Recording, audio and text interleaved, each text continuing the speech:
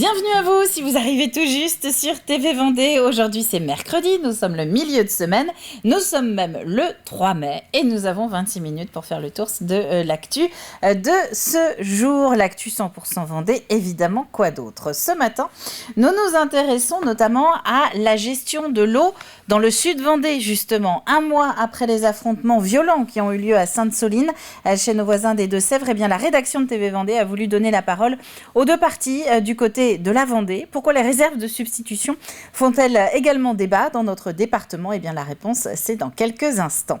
Nous allons également parler de foot Océane. Et oui, les détails de la prochaine édition viennent d'être dévoilés. C'était hier au cours d'une conférence de presse. L'événement se prépare à son grand retour. Ce sera sur la plage de Saint-Jean-de-Mont le 4 juin prochain. Et donc, vous saurez tout là encore dans le journal de ce matin. L'opération Jardin ouvert, ça c'est pour le Neurodon. Et elle approche également. Ce sera à la fin de la semaine pour la 20e édition en Vendée. 9 sites sont recensés pour permettre aux visiteurs de découvrir des écrins de verdure insoupçonnés tout en aidant la recherche sur le cerveau. Dans un petit quart d'heure également, une idée de sortie pour le ciné puisque nous sommes mercredi. Ça, ce sera dans la partie un petit peu plus mag de notre matinale. Et puis un deuxième indice dans notre jeu pour essayer de remporter cet aller-retour pour 2 personnes entre le continent et l'île-Dieu. Avant cela, regardons rapidement la météo de ce jour. On va commencer évidemment avec les prévisions de ce matin. Et c'est de nouveau une très belle journée qui commence avec du soleil dans tout l'est de la Vendée. Des brumes sur la moitié ouest, mais ce n'est pas ça le plus important. Ce qu'il faut retenir, c'est le vent autour de 40 km/h en pointe. Donc difficile de l'ignorer dès ce matin. Ça va se renforcer en plus cet après-midi. Côté température, c'est très agréable pour un mercredi matin. On va avoir 12 à 14 degrés dans le département. Le détail, c'est juste après le journal. Cet après-midi, optez pour les manches courtes et les lunettes. Nous serons bien au-dessus des 20 degrés et ce partout en Vendée, jusqu'à 25 notamment du côté de la Tranche-sur-Mer. Le ciel en revanche va se voiler significativement et le vent se renforcer, atteignant jusqu'à 45 km/h en rafale. Passons à présent à nos horaires de marée du jour. 4 rendez-vous, comme d'habitude, avec une mer qui est à son point le plus bas en milieu de matinée, aujourd'hui à 10h12 très exactement. Une marée haute qui, elle, est prévue vers 16h30, donc à l'heure du goûter. Côté Coef, 68 ce matin, 73 cet après-midi et un indice UV qui grimpe un petit peu. Il est de 4 en ce mercredi, soit modéré. Il faut bien se couvrir. La carte des marchés avec les rendez-vous du mercredi qui s'affichent en Vendée. Nous pouvons citer et situer d'ailleurs, c'est pareil, Saint-Gilles-Croix-de-Vie, Mouilleron-Saint-Germain, Luçon ou encore Saint-Martin-des-Tilleuls si on veut aller de l'ouest à l'est et du sud au nord. C'est la Saint-Philippe aujourd'hui. Bonne fête à vous les garçons. Bonne fête également aux Philippines ainsi qu'aux Jacquis ou encore aux Ewan. Sachez que c'est la journée mondiale du soleil. Ça tombe bien, il est en partie avec nous aujourd'hui. Côté dicton, qui n'a pas semé à la Sainte-Croix, au lieu d'un grain, en mettra 3. On parlera du potager extraordinaire tout à l'heure dans le journal, vous verrez ça. Le soleil est avec nous en Vendée depuis 6h47 et il se couchera ce soir à 21h17 dans le département. On passe au journal.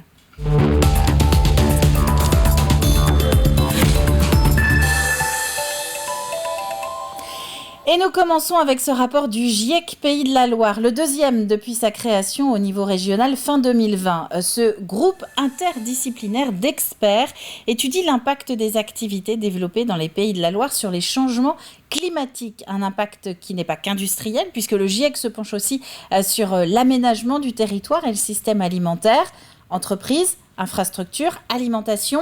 Le rapport évoque donc les fameuses réserves de substitution utilisées par une partie des agriculteurs pour irriguer. Il souligne la nécessité de faire évoluer les méthodes d'aujourd'hui. Une bassine, c'est une infrastructure de stockage et de collecte de l'eau. Comme c'est une infrastructure de collecte, ça bloque un peu l'eau du fond du sol et donc ça l'empêche de s'infiltrer dans le sol. On est tous en train de parler de désimperméabiliser au maximum nos villes, d'aller sur le ZAN, donc le zéro artificialisation nette. Donc on ne peut pas être dans cette trajectoire-là et se dire qu'on va artificialiser des énormes zones pour conserver de l'eau. On comprend bien par contre le problématique de conserver l'eau au moment où on en a besoin pour les cultures agricoles. Donc il va falloir trouver des solutions qui vont être en respect du territoire. Donc pour ça, j'ai pas la solution, parce que je ne suis pas une experte, comme je vous l'ai dit, ni de l'eau, ni de ces sujets agricoles. Cependant, on préconise dans le rapport de regarder les solutions qui existaient avant, ou les cultures qui existaient avant, et qui privilégiaient de maintenir l'eau sur les champs. On propose notamment de replanter des talus, de reformer des talus, de les boiser. Alors sur le terrain, en attendant, le recours aux réserves de substitution suscite des positions plus tranchées. Il y a les défenseurs de ces retenues d'eau et les opposants à ce qu'ils appellent eux-mêmes les bassines. Cyril Guillet.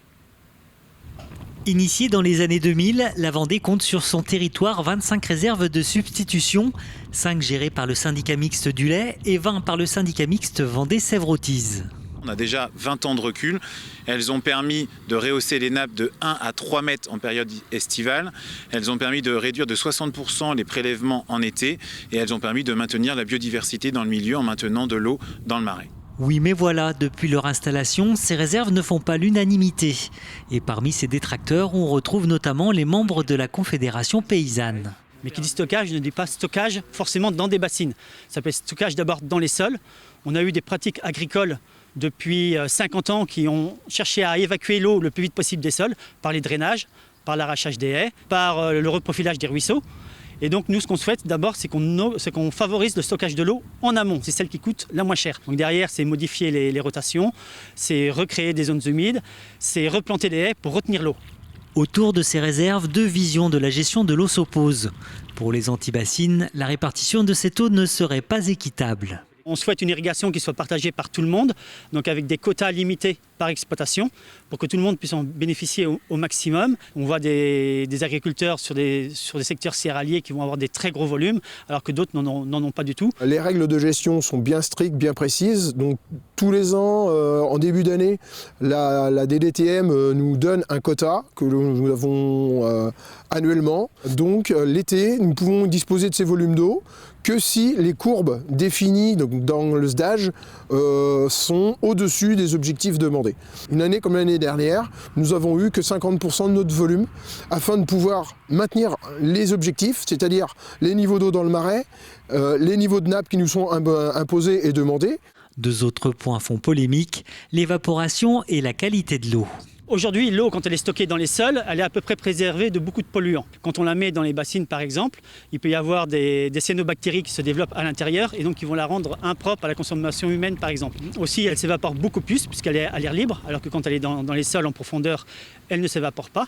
On va plutôt être sur du 3-4% d'évaporation en moyenne sur chacune de nos réserves. Individuellement, on peut être entre 1 et 8%. En termes de qualité, on a des suivis azote et des suivis bactériaux, notamment cyanobactéries. On est toujours resté sur ces réserves-là en dessous des seuils de potabilisation. À l'heure du réchauffement climatique, la question de l'eau est plus que jamais une priorité. Un PTGE comprenait un programme territorial de traitement des eaux est actuellement à l'étude. Et c'est un dossier de Cyril Guillet que vous allez pouvoir retrouver sur tvvendée.fr dans la rubrique Actu. Dans le reste de l'actualité, un mot de notre santé. Les médecins remplaçants étaient déjà rares dans le département. Et bien avec l'application de la loi RIST qui plafonne le salaire des intérimaires, ils le sont a priori encore plus. Les fermetures de nuit des services des urgences se multiplient dans le département et ce, faute de personnel. C'est le cas encore cette semaine à Luçon avec une fermeture des urgences de 18h à 8h30 à partir de ce mercredi soir et ce jusqu'à samedi matin. Parlons football, avec après 2 éditions annulées pour cause de Covid puis de canicule, le retour du 17e Foot Océane. Une organisation un petit peu exceptionnelle en 2023 car plus de 6000 enfants sont attendus le 4 juin prochain sur la plage de Saint-Jean-de-Mont. Il y aura les 7-8 ans des Pays de la Loire comme d'habitude, mais également les 9-10 ans de Vendée qui n'ont pas pu participer à leur Foot Océane quand ils en auraient eu l'âge. Un événement qui s'annonce donc plutôt hors norme. La première en 2021 a été moins frustrante puisque On a su que par rapport à la pandémie, on a dû annuler au mois de janvier ou février, donc on n'était pas encore dans le vif du sujet.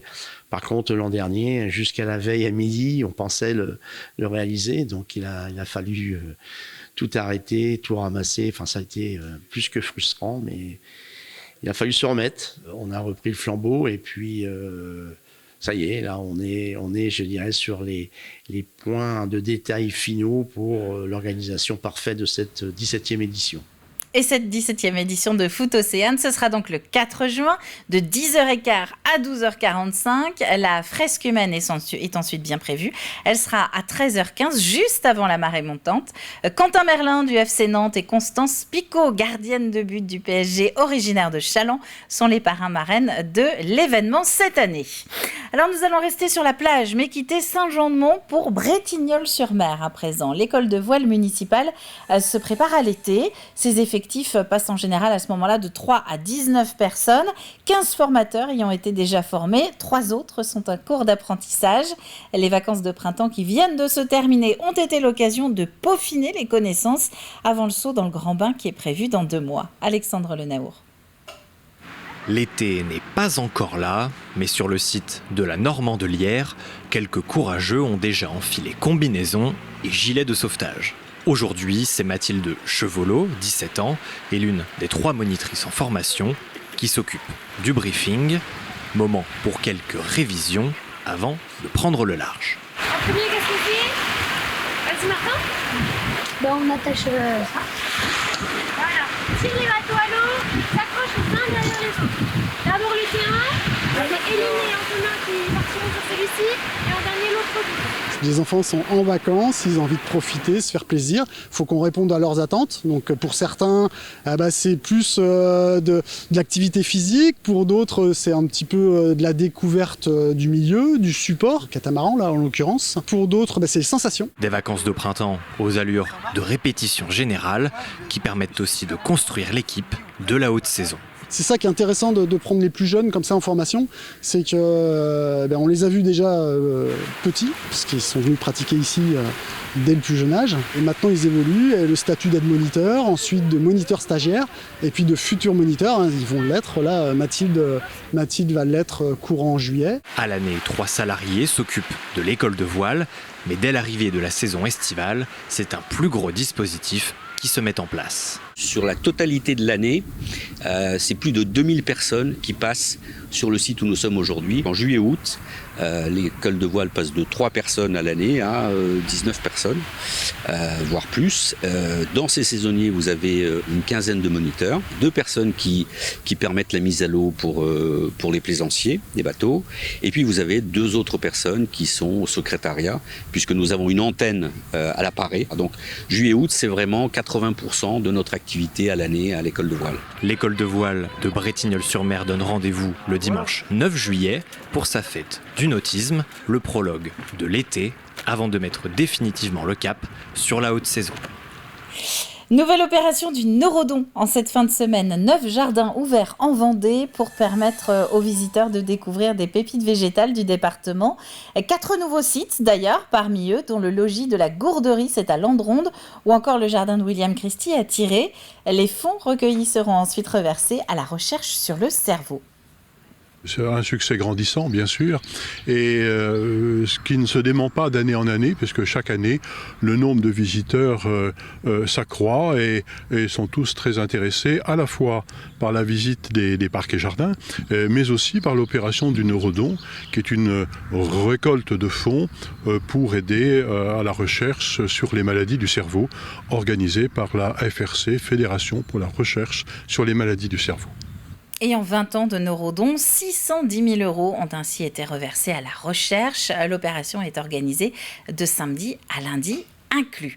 Et puis si le Neurodon vous inspire, sachez que la vente de plants du potager extraordinaire se poursuit et se termine d'ailleurs ce week-end. C'est à La Roche-sur-Yon. Image ici du week-end passé, 20 ans que l'événement existe, mais pour la 2e fois seulement sur le nouveau site du potager extraordinaire à Beautour. 9 plants vendus sur 10 sont d'ailleurs issus de la production du potager extraordinaire lui-même. On attache beaucoup d'importance parce que c'est notre cœur de métier à l'humain. Donc on retrouve ce côté humain à la fois dans nos équipes de bénévoles et du coup dans le contact qu'on peut aussi avoir avec les clients. Et je pense que ça fait partie des éléments que les gens aussi viennent chercher, quoi. On ne vient pas qu'acheter des plants, on vient prendre des conseils, des astuces. Voilà.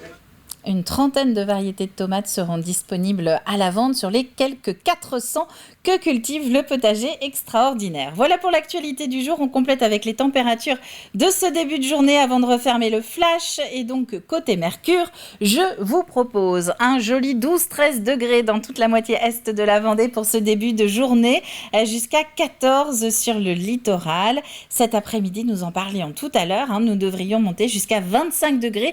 Profitez-en de cette très belle journée encore parce que ça va un petit peu se dégrader, voire franchement d'ailleurs, à partir de demain et sur toute la fin de semaine.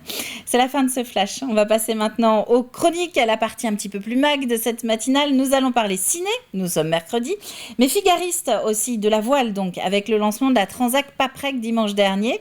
Mais avant tout cela, on va commencer avec notre Plus Info.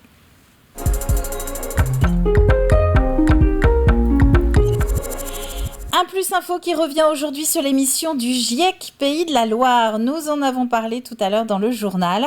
Derrière cet acronyme se trouve tout un comité d'experts scientifiques locaux qui travaillent sur l'impact du changement climatique à l'échelle de notre région.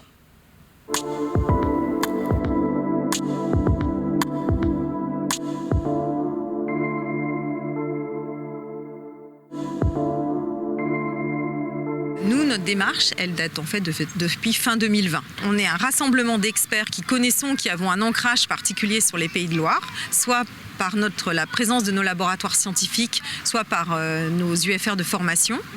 Et on est tous dans des disciplines scientifiques différentes, qui fait qu'on a une complémentarité de vision. Et par exemple, entre moi, qui suis plutôt de la mécanique des structures, et un économiste, on a besoin aussi de se comprendre sur les enjeux du changement climatique. L'objectif, c'était de reprendre les travaux du GIEC, donc du groupe international d'experts sur le climat, et d'en expliquer un peu les conséquences sur une région comme les Pays de Loire. Ça, c'était la première phase. Dans la deuxième phase du rapport, ce que nous avons essayé de faire, partie du premier constat, c'était de proposer des préconisations à l'échelle de la région sur ce qui nous semblait être important et majeur pour faire avancer la région dans le sens d'une stratégie bas carbone, d'une résilience aussi vis-à-vis du futur changement climatique en fonction des différents scénarios qui sont face à nous. Donc ce rapport n'est pas vraiment exhaustif, mais il commence à mettre quelques pistes. C'est former tous les acteurs du territoire, tous les décideurs, tous les élus, mais aussi les habitants et aussi les enfants. Parce que finalement, ce problématique du changement climatique, ça impacte tous et tout le monde. Et on a tous des ordres de grandeur en tête et souvent un peu faussés. Donc on a besoin d'avoir cette démarche d'explication, de formation aux enjeux. La deuxième phase, c'est d'essayer de proposer des solutions qui vont permettre de suivre la stratégie nationale bas carbone française, mais à l'échelle de la région. Donc là, pareil, avec de grandes idées qui touchent au secteur majeur de la région, que ce soit le secteur agricole, le secteur du tourisme, le secteur industriel, avec quand même un enjeu important sur la région, c'est qu'on sait que probablement elle va accueillir de plus en plus d'habitants parce que c'est une région attractive. Donc c'est pas le cas de toutes les régions. Donc il y a une spécificité territoriale. Le troisième message, c'est de continuer à travailler. Et là, on a aussi besoin des territoires plus locaux, c'est-à-dire les communes, les communautés d'agglomération, les départements aussi qui sont impliqués dans la région, pour qu'on puisse faire des analyses plus fines au niveau du territoire. Et quelque part, la conclusion du rapport, c'est on n'a pas fini et après, il faut le construire territoire par territoire, avec, en co-construction avec les citoyens, avec les élus et avec les dirigeants d'entreprise, pour tous les secteurs d'activité.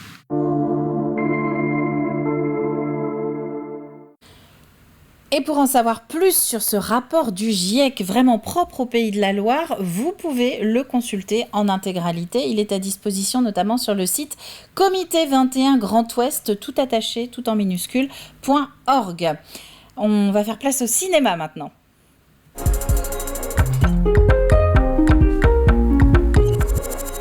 avec une séance pour les tout petits aujourd'hui. Ça se passe dimanche matin.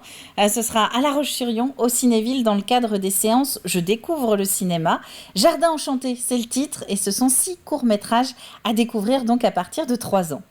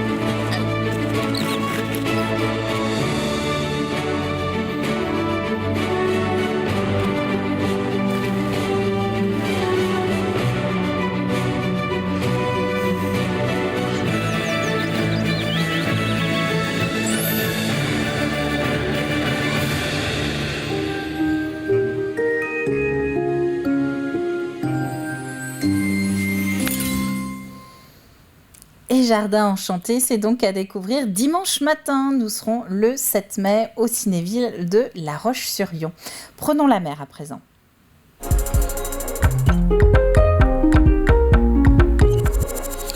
Si vous vous intéressez à la voile, vous avez peut-être vu que dimanche avait été donné le départ à Concarneau de la Transat Paprec. 11 équipages de figaristes qui sont actuellement en train de traverser l'Atlantique pour rallier Saint-Barthélemy. Anne-Claire Lebert fait partie de ces équipages, mais juste avant d'embarquer, elle a fait partie des invités du dernier Café de la Marine. Vous pouvez la retrouver aujourd'hui sur l'antenne. Alors toi, Anne-Claire, tu étais jusqu'à fin 2022 directrice du team Initiative Cœur de Sam Davis. Qu'est-ce qui t'a poussé à sortir de ta zone de confort pour devenir en fait navigatrice de façon plus professionnelle ? Il y a beaucoup de choses, hein. L'histoire est assez longue, mais déjà il y a quelques années de voile olympique derrière moi qui m'ont fait goûter 3 préparations olympiques, donc 12 ans d'équipe de France qui m'ont vraiment donné le goût à la compétition de haut niveau. Donc suite à ça, j'ai mis cette carrière entre parenthèses, ou à l'arrêt même, pour me consacrer plus à un métier d'architecte naval et ingénieur. Donc c'est là où j'ai rejoint le team Initiative Cœur. Et puis finalement, l'appel de la course était trop fort, donc j'ai d'abord cherché un long moment comment je pouvais y revenir, parce que je connaissais pas la course au large et j'avais un peu peur du solitaire à l'époque. Et je suis venue à faire la Mini Transat en 2021. Voilà, il y avait eu justement cette parenthèse Mini Transat en 2021, 5e en série, ce qui était quand même un joli résultat. Tu aurais pu en rester là, mais tu as voulu aller au-delà. Ouais, en fait, quand je suis arrivée en Guadeloupe, je me suis dit non, mais vraiment, il faut que je revienne. J'étais un petit peu frustrée de ne pas avoir pu naviguer plus en mini, parce que c'est vrai que j'avais les enfants, le travail, plus le projet mini, et je me suis dit, en fait, c'est quelque chose qui me plaît. On voit les images là. Et j'ai envie d'y revenir, et j'y reviendrai de façon plus professionnelle sur un plus gros bateau. Et l'objectif, c'était d'être au départ de la route du Rhum en 2026. Donc cette année, à la fin de l'année dernière, après la construction de l'IMOCA, j'ai décidé de me jeter dans le grand bain et de voler de mes propres ailes.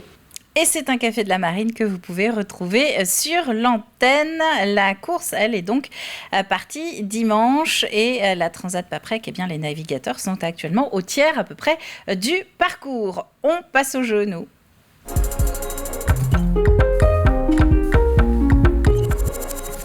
Avec une question qui nous emmène sur l'Île-Dieu. C'est bien, vous avez suivi. Cette semaine, nous partons effectivement sur l'Île-Dieu à la découverte ou redécouverte de l'Insula Oya 3. Il est entré en fonction mardi, donc hier en fait, de mémoire. Et en fin de semaine dernière a eu lieu sa bénédiction avec une marraine. Et vous allez me dire, qui est la marraine de l'Insula Oya 3 ? Hier, il y a eu le premier indice que vous pouvez retrouver sur tvvendée.fr. Je vous donne celui de ce mercredi. Elle partage son prénom avec une ancienne ministre pharmacienne. Et il vous reste encore 2 petits indices pour vous aiguiller et tenter d'être notre gagnant de la semaine. Il n'y en aura qu'un, mais quel gagnant? Il sera tiré au sort vendredi après-midi et repartira avec 2 allers-retours entre le continent et l'île-Dieu à bord d'un des bateaux de la compagnie vendéenne qui est notre partenaire cette semaine. Voilà, donc une semaine un petit peu raccourcie, une question pas forcément facile, donc il va falloir activer les méninges, puis faire peut-être quelques recherches supplémentaires, car de mémoire, Alix ne donnait pas la réponse dans son reportage, que vous pouvez néanmoins retrouver sur tvvendée.fr.